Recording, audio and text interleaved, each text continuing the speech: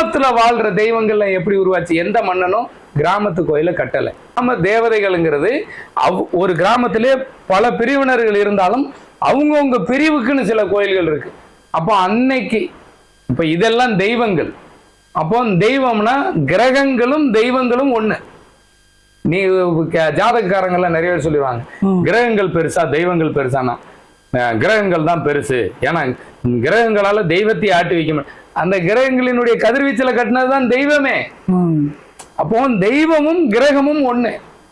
அதுல சந்திரன் மட்டும் கிரகம் கிடையாது, சந்திரன் மட்டும் கிரகம் கிடையாது, சூரியனால உயிர். அப்போ சந்திரன்ங்கிறது பலாயிரம் வருஷத்துக்கு அப்புறம் உருவானதுக்கு அப்புறம் தான் இந்த பூமியில உயிருக்கு உருவம் வந்திருக்கு, நீர் தத்துவம் உருவாயிருக்கு பூமியில.